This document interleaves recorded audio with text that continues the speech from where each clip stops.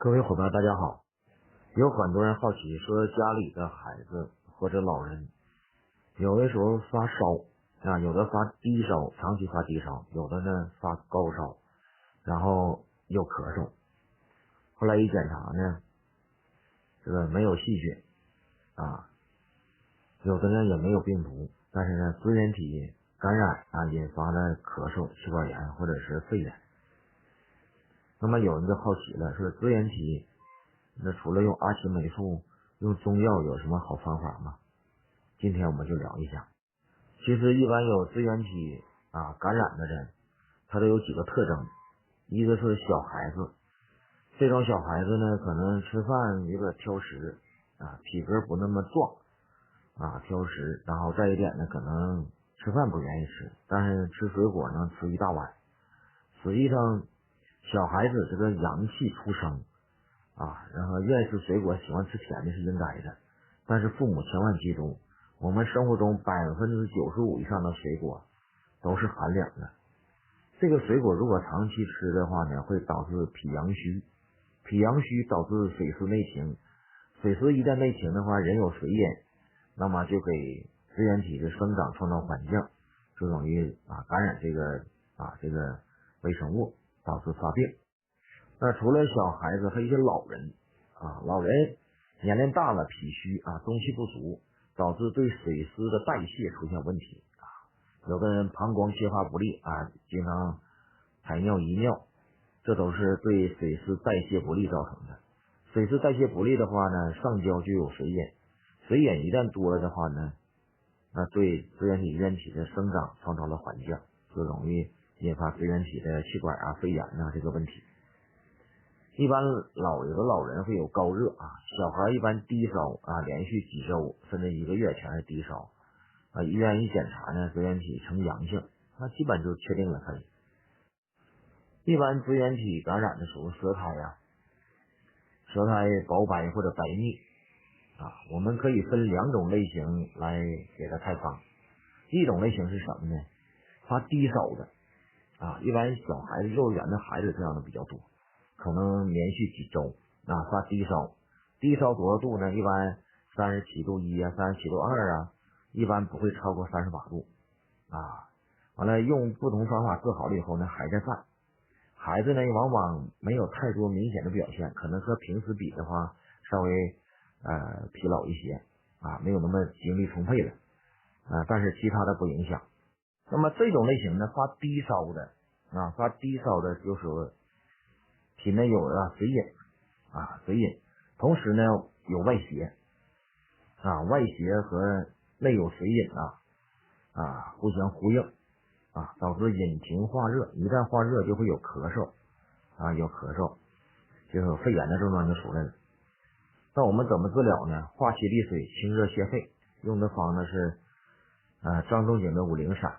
那接下来我们看这个方子：茯苓18，折泻30，猪苓18，桂枝12，炒白术18，党参12，甘草4颗。低烧者有达到37度1、1、2了，这样的就行。低烧者我们加桑叶10颗，桑白皮10颗，地骨皮10颗。咳嗽者加杏仁10颗，白布10颗。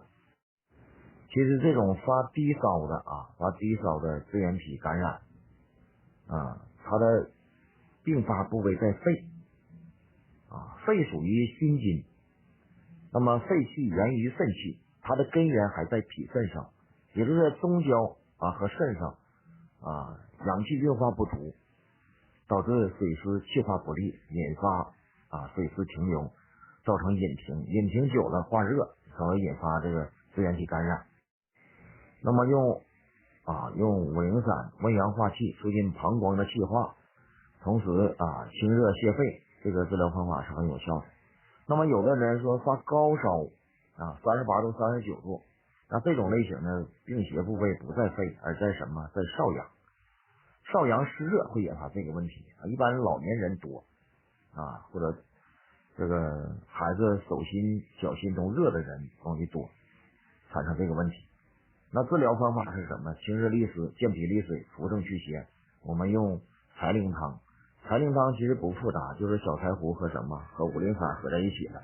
那我们来看这个方子：柴胡20，黄芩4克，姜半夏10克，党参10克，生甘草5克，白术20，茯苓20，猪苓20，桂枝15，泽泻20，干姜4克，红枣20。发烧者加知母12，生石膏30，咳喘者加百附10克，杏仁10克，紫菀45。那我们接下来看这2个方子啊，我们看第一个方子啊，低热者用五苓散啊，五苓散是什么啊？调水燥的啊，调水燥的啊，一般是我们知道太阳腐病啊，人体水湿气化不利的时候用到它。那这个方子当中啊，我们看茯苓、猪苓、泽泻、白术，它都属于利尿药，主要在什么呢？利尿的同时消除内饮。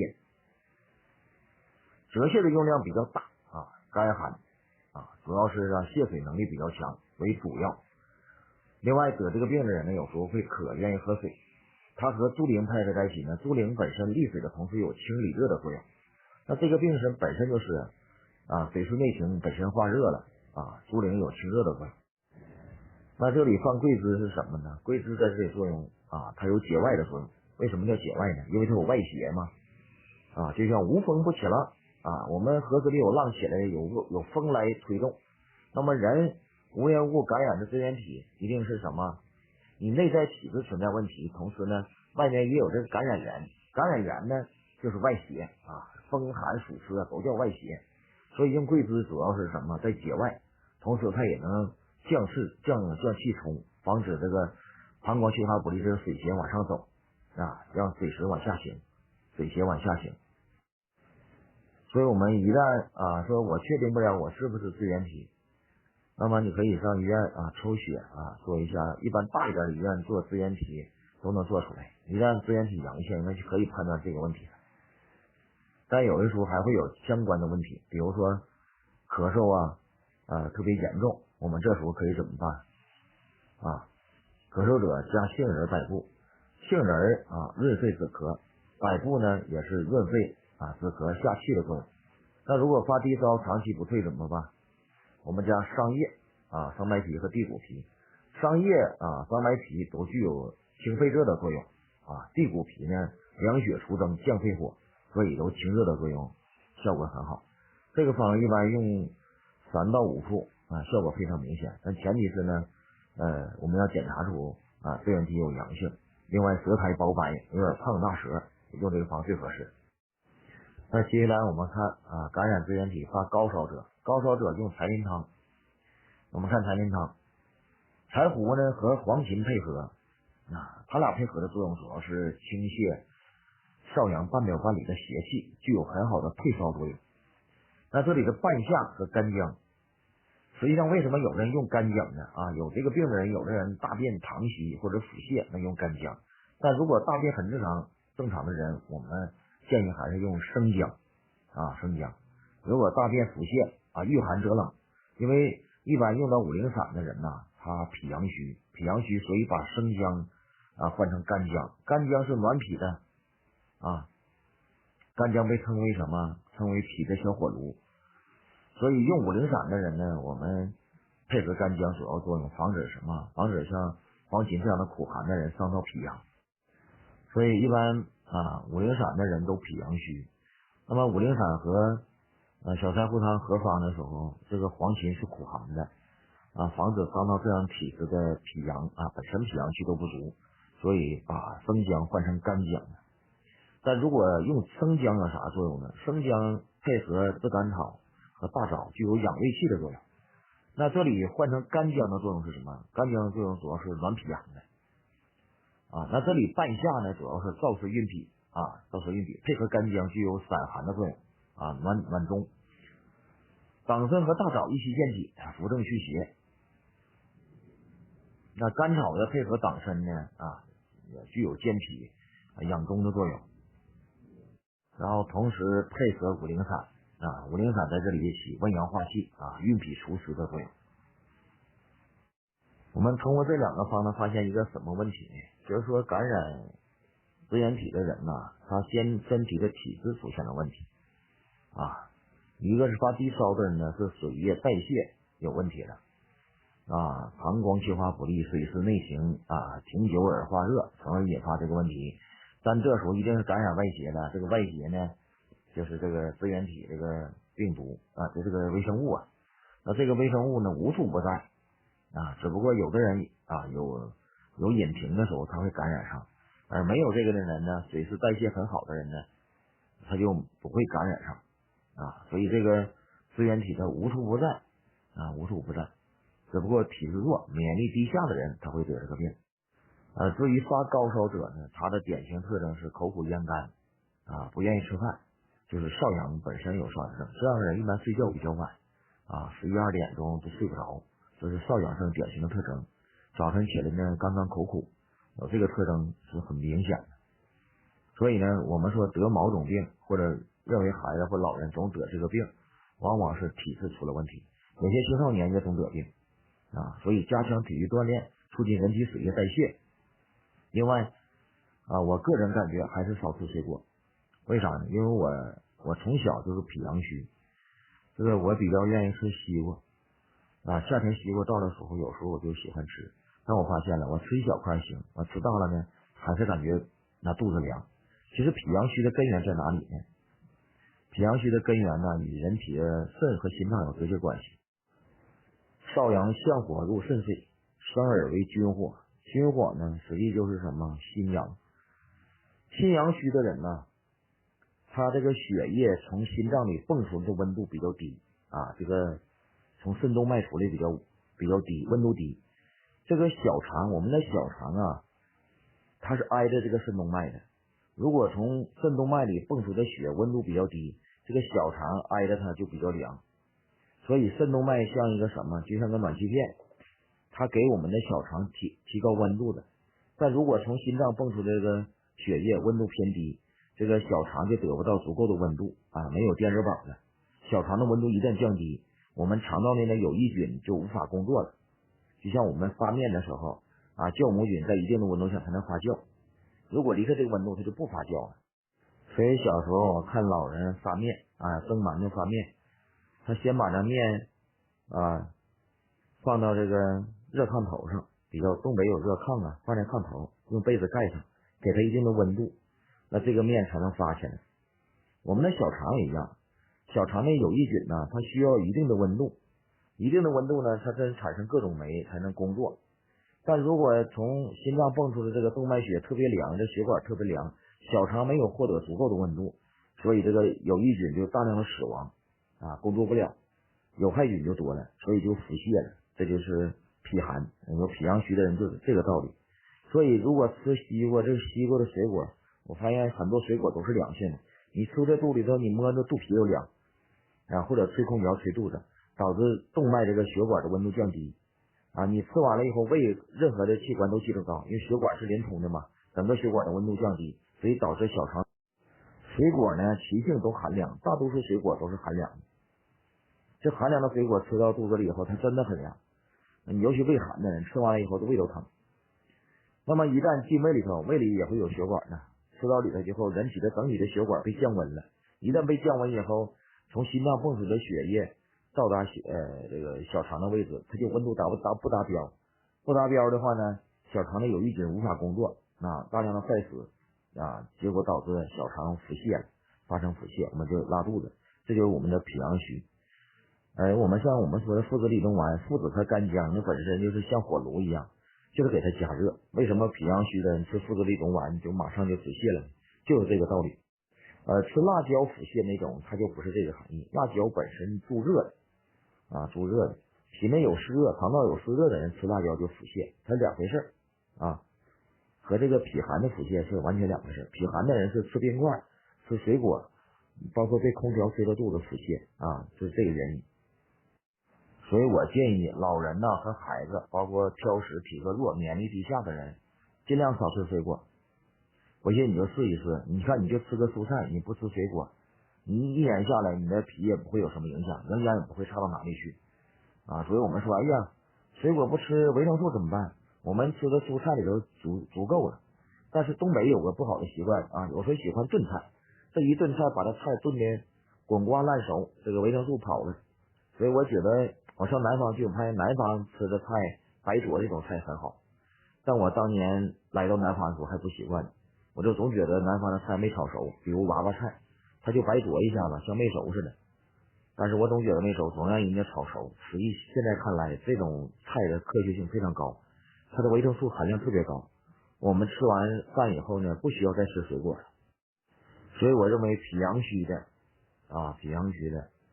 舌体薄白苔比较胖大有齿痕的，无论老人和孩子，包括青少年，甚至我们中年人，都不要吃水果尽量少吃。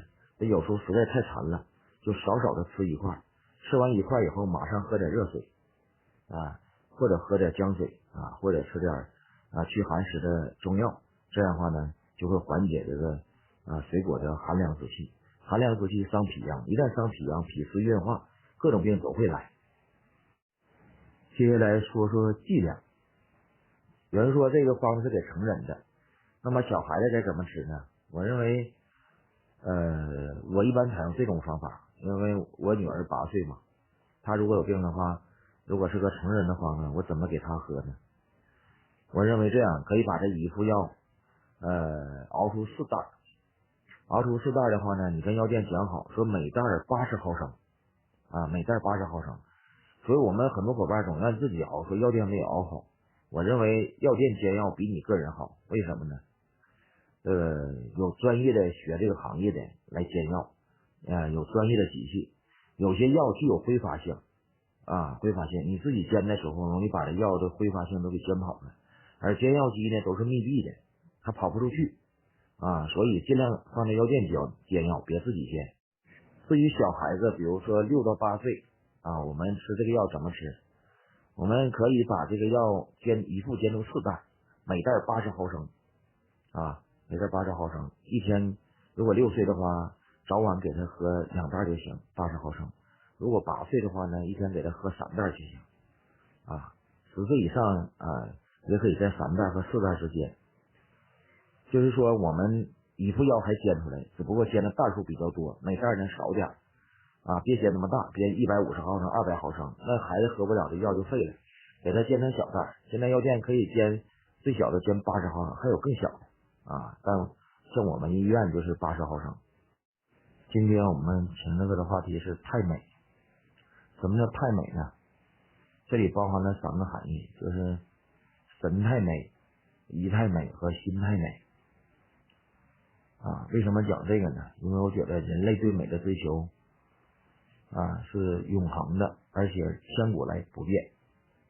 从古至今，人们都喜欢看美的东西。对人来说，人们喜欢看颜值所以我认为不管多好的爱情，其实也是始于颜值。也就是说，如意郎君和白雪公主一定是要漂亮好看的。那么这和这个太美有什么关系呢？因为这个太美很特殊，因为正常我们认为人要长得好看人长得好看，但实际万一长得不好看怎么办呢？就长得比较一般或者丑。那长得一般不用担心只要你有神态美，你依然受欢迎，就是神态、仪态和心态美。这3态有了以后，依然可以得高分。其实不仅仅人类追求颜值，就连动物也追求颜值你看鸳鸯雄性的鸳鸯就美得跟画一样，公鸡也很美那为什么雄性的动物这么美呢？因为大自然中除了人类以外所有的雌性动物它都不需要雄性来养活。人类呢，可能女人嫁人，过去流行一句话嘛，嫁汉穿衣吃饭。现在改革开放了，女人走出来了也能挣钱了。但是在古代和中国的几千年历史当中，女人99%以上都是被男人养着的。所以这样的话怎么办呢？男性就不需要太好看了，而女人长得越来越漂亮。那自然界中雌性特别独立，你看那鸳鸯或者野鸡还是母鸡，人自己就可以活，有衣服穿，也不需要买兜买房买车，所以呢就不需要雄性。所以雄性想要跟人有爱情的话呢，他必须得长得帅，长得好看。所以自然中的雄性，自然界中的雄性，公鸡啦、雄狮啦、鸳鸯啦，包括孔雀孔雀开屏全是雄性的，非常漂亮，母孔雀长得很丑。所以自然界中除人类以外，所有的雄性都非常好看。主要是什么？它颜值不高，它就获得不了爱情人类不用了，人类男性掌握了权力掌握了权力和财富，他长得丑也有人给嫁给他。那天我看到一个照片，说是乾隆皇帝。以前我们看乾隆皇帝都是郑少秋演的这个戏说乾隆，乾隆长得又高大又帅气。但那天我看到外国人照的一个乾隆的照片，我看了我大跌眼镜。乾隆这小个子，干瘦的，一点也不帅，连衣服都穿不起来，小眼睛小脸，整个就是像一个小人物。今天活到今天的话，我估计他连女人都找不着。但为什么乾隆还这个娶了3妻4妾3宫6院的？因为他是皇上掌握权力了。所以呢，由于男性掌握了权力和财富的大部分，所以很多女性就需要靠男性的力量才能活得更好。因此女性就比男性漂亮了。所以人类当中和整个自然界是不一样的。自然界中雄性比雌性好看，人类不是。人类呢，雌性比雄性好看，也就是说女人比男人更漂亮其实我认为漂亮的本身就是一种讨好异性的一种方式，是在异性竞争中能够胜出的一种保障是一种优胜劣汰。我记得有一个汽车厂家的销售经理他卖车卖的不好，就经常跟我抱怨说，你说我们这款车配置相当高了，而且性能特别好，他说为什么卖不过竞争对手呢？他说我们的变速箱和发动机都比对方好，对方的变速箱是6速的，我们是8速的比他高。发动机呢，他们是自然吸气，我们是涡轮增压我们变速箱呢，我们是采埃孚的他呢是一般的日本的一个变速箱。他说为什么我们的车卖不过他呢？他就不理解。我当时我看了一眼他们的车，我就说了一句话，我说你们的车配置确实高，但是外形太丑了，也就是说你们的车颜值太低了。我说等换了外形100%卖得好。结果被我言中了。半年以后这款车改款这个车的外形改款了，改得非常漂亮。结果当月一上市就卖断货了。这个朋友就见到我就说真让你说对了，这个颜值这么重要车的颜值也这么重要我说重要，不仅人的颜值重要，车的颜值也重要。这个世界任何东西的颜值都很重要，就像戴森那个吹头那个吹风机似的，因为颜值高，所以卖到2000块钱就是这个道理万事万物，任何生命都是需要颜值的。那颜值高在学校里颜值高的女生男生都有人围着转，总有人约那些颜值丑的女生呢，没办法，只能低着头默默学习。为啥？颜值太低了，你不学习没人关注你你颜值低点，学习好了还有人尊重你，有人追求你所以颜值低的只能偷偷的学习，因为自己长得不好看，只能靠学习争口气。那些长得好看的男生从来不愁没有女朋友，即使家里没有钱，只要长得帅，免费的女朋友总是找上门了。那话说回来，长得好看的人就一定是好事吗？我记得马未都先生说过一段话，他说男人长得颜值太高不是好事，因为能得到别人的喜欢太容易了，靠颜值就可以实现很多事，所以总是不愿意付出辛勤和努力，基本上一生一事无成。高晓松也说过，说他特别好奇这辈子特别好奇一件什么事呢？就是从特别帅气的男人眼中看这个世界到底是什么样的。我估计他这辈子也实现不了了，因为他真的不是色客。其实我觉得马未都先生说的很有道理，人生好看不一定是好事，因为太好看了很容易得到满足，活在别人的赞扬当中，就觉得自己很优秀。其实你除了一张皮囊好看，你内在的东西什么都不是，你不需要满足的。我觉得人生不一定非得好看就像古代著名剧作家李渔说过，如果人的美有10分的话，那么只需有3分长相就够了剩下的7分靠态他这个态呢，他没明确，但我认为是神态和仪态。我还可以加一个叫心态，就是一个人长3分就够了，如果满分是10分，你长3分就够了，剩下那些靠神态和仪态再加个心态，这3个太阳美起来，那我觉得就没错。如果有了神态美、仪态美和心态美，我觉得这个人一定很有魅力。那有的朋友就好奇了，说什么叫神态美我认为小孩子最具有代表性很多幼儿园的小朋友他不是多好看，但是为什么招人喜欢呢？我认为他就具有神态美。那神态美是什么呢？神态，汉语词典的一个词啊，它指面部表情、神色和姿态。你看，就是个表情、神色和姿态。在男人看来，那女人的美不仅在她的相貌，更在于她的神韵、风韵、境界、心性，在于其气质，给人带来精神上的愉悦和心理上的满足啊。所以李渔曾经评论过女人，他说，没有风韵的女人啊，即使面容特别好，也就失分了7、8分的美。反之，面容即使长得差一点，只要风韵充沛，那会增添7、8分的美。所以白居易写这个杨贵妃说嘛，说回眸一笑百媚生，6宫粉黛无颜色。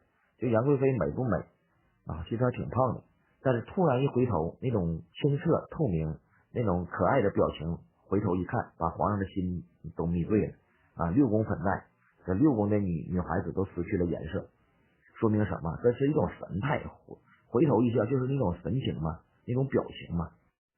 其实要想具备这样的神态，具备这样的风韵，还得自己努力。首先你得会打扮自己啊，别懈怠。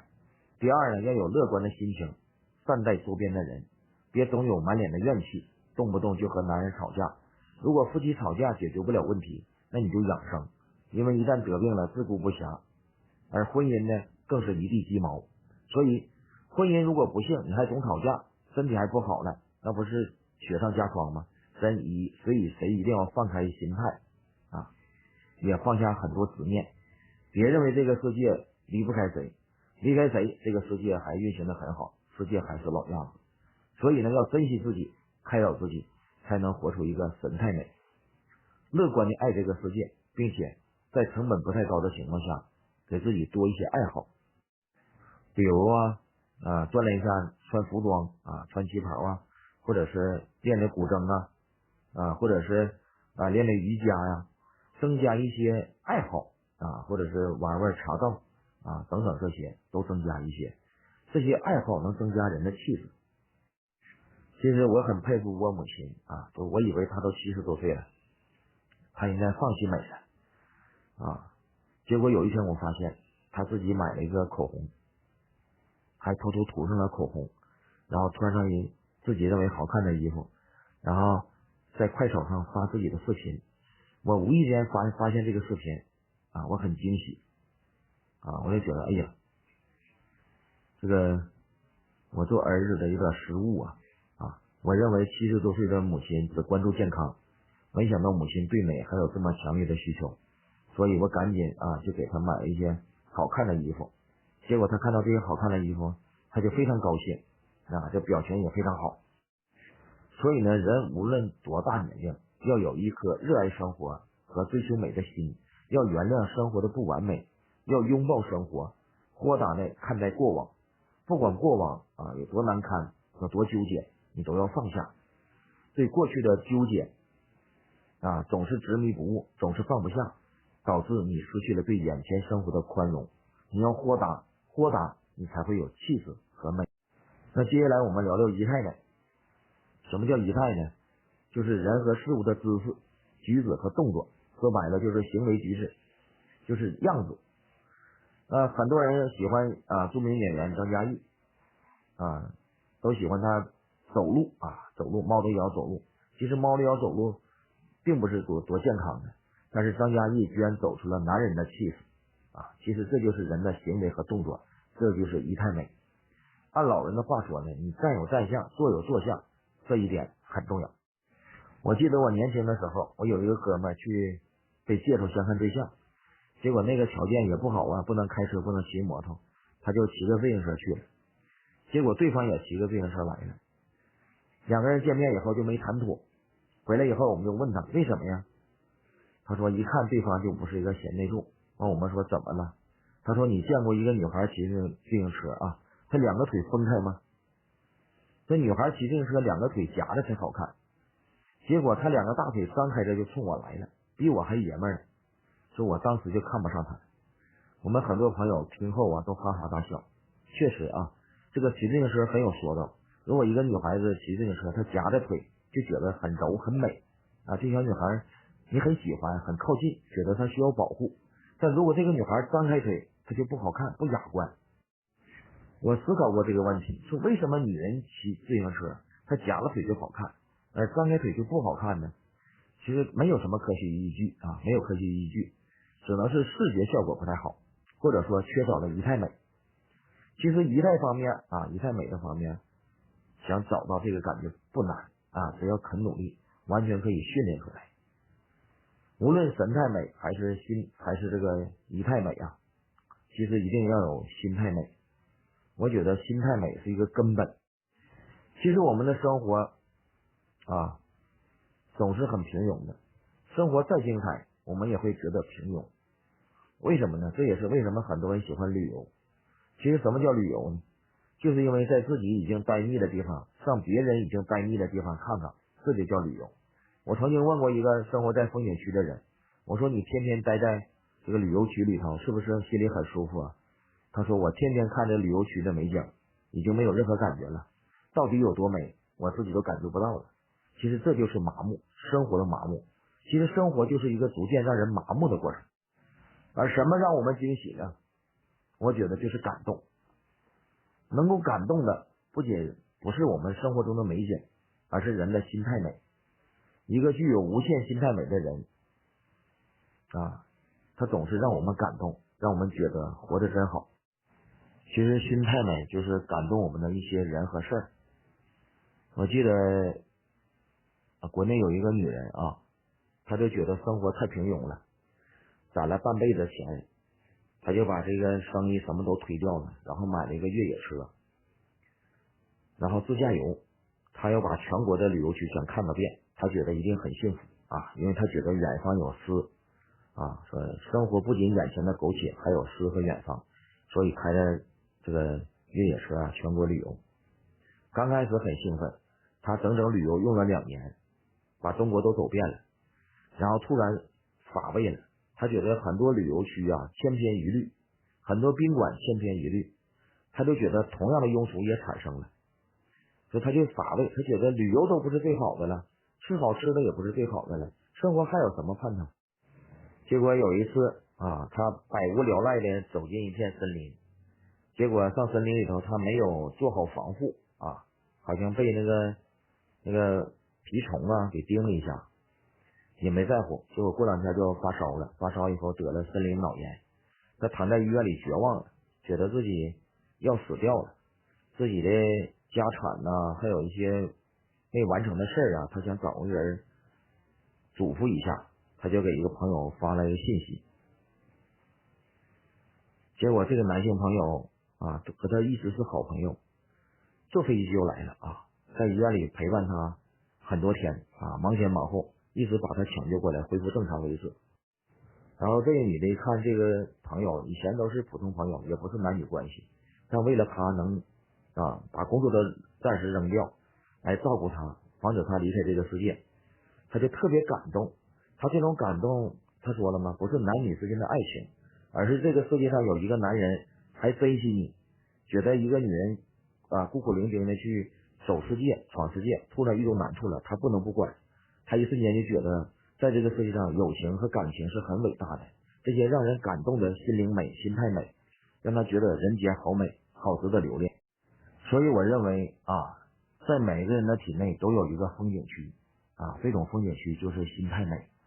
那么如果你在你体内有个风景区，很多人就喜欢到你的心里去旅游，他就会在你心中发现美好，并且忘掉生活的平庸。人和动物包括大自然的植物植物也会开花，也会漂亮。所以整个世界任何生命都在崇尚美，都在创造美。所以我们也没有必要拒绝美。说如果你的长相已经注定了就是3分或者2分长相，那么就在自己的身上去创造神态美、仪态美和心态美吧。等你创造这个美，你就会发现在你的身上有一个最美的旅游区，很多人都喜欢到你的旅游区旅游，你也会发现生命中让你感动的东西，那就是美。